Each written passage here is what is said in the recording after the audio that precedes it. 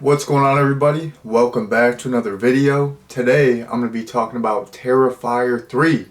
So I have not seen this before. This was a first time watch, and I've wanted to see this movie for the longest time.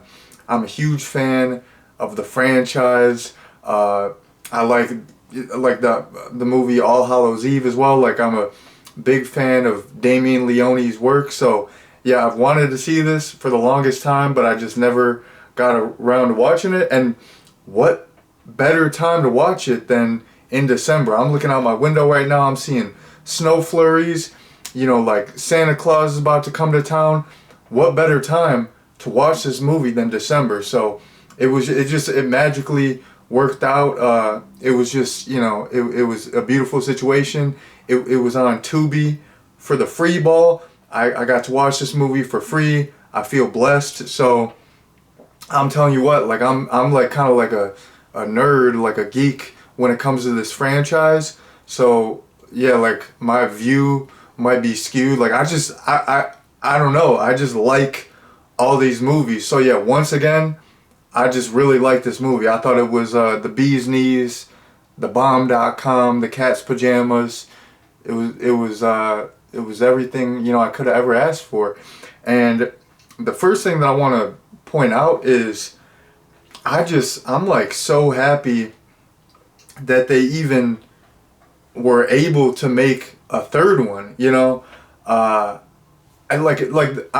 just so happy that this franchise has seen such, crazy success. Like, these movies make fat money. Like, they're highly profitable, and it's great to see because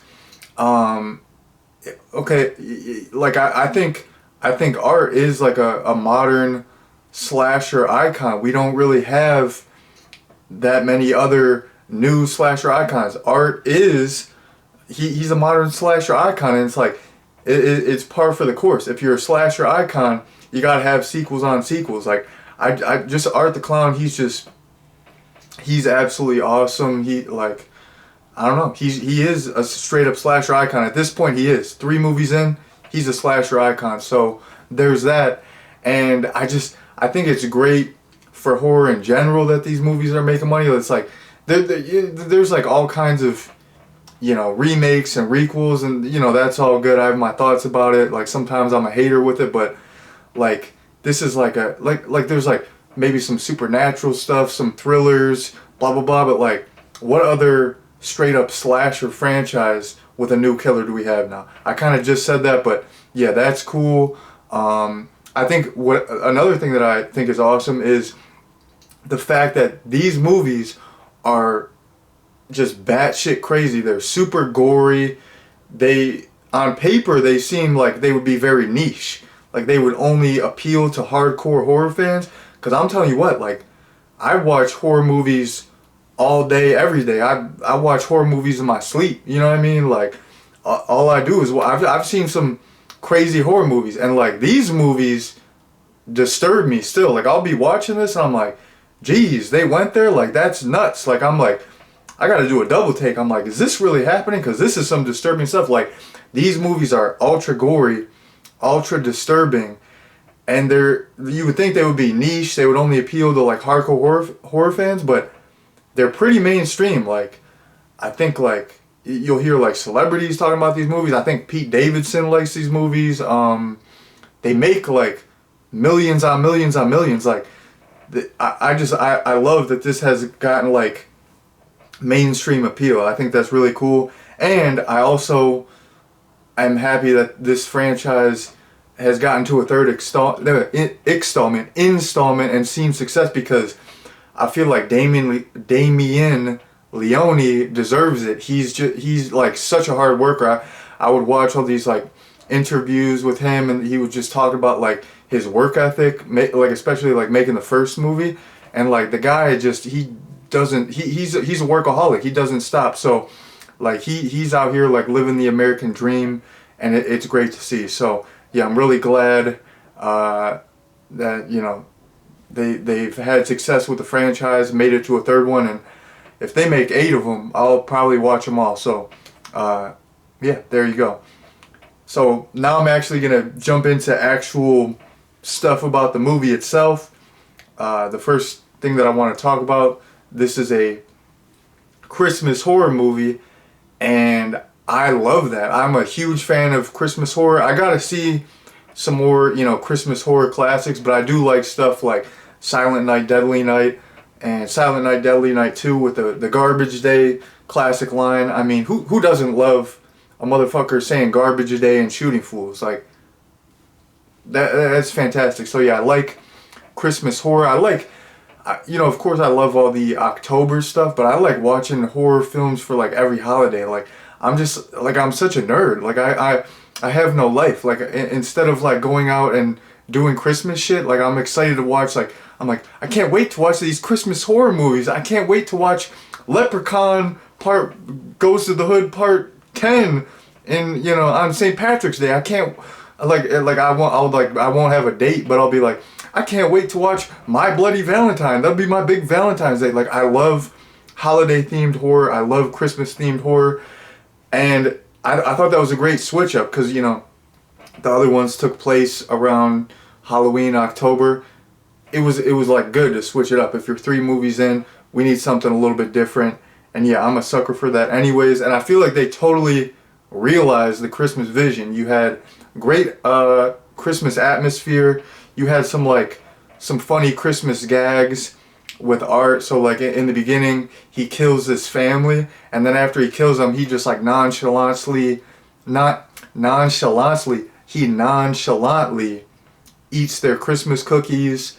And then later on, there's this couple that he kills. Like, he absolutely mutilates them. He like saws this one kid in half, like from his ball sack to his head, like straight up. I think you see his nutsack. But he like saws this kid in half, and there's blood everywhere. And then Art does like a snow angel in the blood. He does like a blood angel. That was really cool. And then there's some like dark stuff surrounding the whole Christmas thing. Like, there's this like mall Santa goes and takes a break, and then Art he like takes the mall Santa's place, and he gives kids some gifts. And I was thinking, like, they're not gonna go there. They're not gonna go there.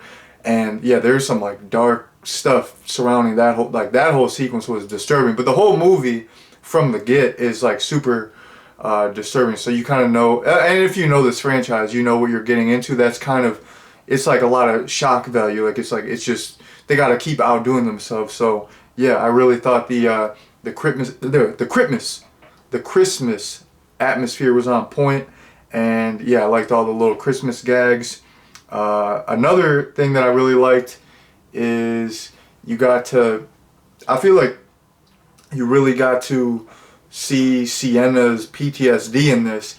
And I always like when we get to see, like kind of the aftermath of like, how surviving a tragic event like this would affect someone, because in real life it would really mess you up, and you would not be the same. It would be like a daily struggle where you're always thinking about it. So I really liked that they kind of did like delve into Sienna's PTSD. Like, she's seeing visions of her dead friend, and she's paranoid. There's this one true crime podcast girl who's kind of opportunistic and trying to get an interview with her. Excuse me. And she just absolutely goes off on her. And I really like Rob Zombie's Halloween 2, like how they go into Laurie's PTSD, and like this movie reminded me of that movie a little bit in that regard. So yeah, I liked seeing Sienna's PTSD, and I felt like it was realistic, and I don't know, like it was I feel like they really like fleshed out her character in this movie. Jumping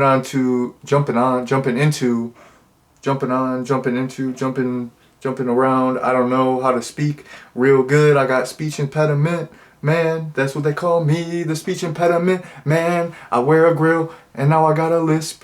But yeah, that's my new song. Jumping into my next point.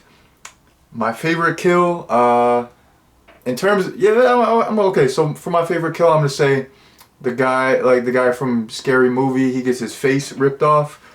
That was like fantastic practical effects. I really like that.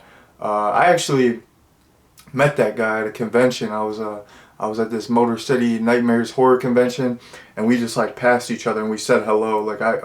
We just like gave each other a head nod, and I'm like, "How's it going, man?" Like I don't like to be a star. I only went to one of those, but I don't like to be like a star fucker. So I wasn't like, "Hey man, I loved you in Scary Movie." Like I did love him in Scary Movie, but I was just like, "Hey man, how's it going?" Like I don't know. I don't want to be a star fucker. I just talk to people about their day. I'm like, how was your day? How was your cat? How was your dog? But yeah, I liked his kill, the face ripoff. There were so many good kills, but I feel like in terms of practical effects, I can't speak in this video. In terms of practical effects, that one was great. And then in terms of a dislike, there was one dislike that I had, and I kind of have mixed feelings about it. So the brother Jonathan, later on it's revealed that he got killed, and like initially, like you see this head and you think it's this like little girl that of this like, so Sienna's like living with this family, and it's like this little girl that she's living with, and she has this like almost like sister like relationship with her. You think it's initially her head, but then there's like a twist and it's actually the brother Jonathan's head. I thought the twist was really good. It was really shocking and disturbing, but I feel like it was kind of anticlimactic that Jonathan went out like that. Like he was, like a huge part of part two. He wasn't in this as much. Like I don't feel like he was in this movie as much, but he's still like a serious like main character. I really like him. So like the fact that he just got killed off screen and you just see his head and it's like, okay, he's dead now. I like the twist part of it, but I feel like I would have liked like a more grandiose death for such a important character. So yeah, that's my only dislike. But yeah, Terrifier 3 was absolutely fantastic. It's a great holiday slasher. I mean, if you don't like the ultra gory, ultra disturbing stuff, I would say stay away from this. But if you're like a big horror fan and you're not afraid of some effed up stuff, like this movie, like the practical effects, like the gore effects, the kills, you got a little comedy in there. You got some likable characters. Like I feel like this movie has it going on. So if you know what you're like, definitely know what you're getting into before you watch this movie. This movie is not for everyone, but if it is for you, I think you'll have a great time with it. So yeah, I would definitely recommend Terrifier 3, and that has been my review. So thank you all very much for watching, and peace out.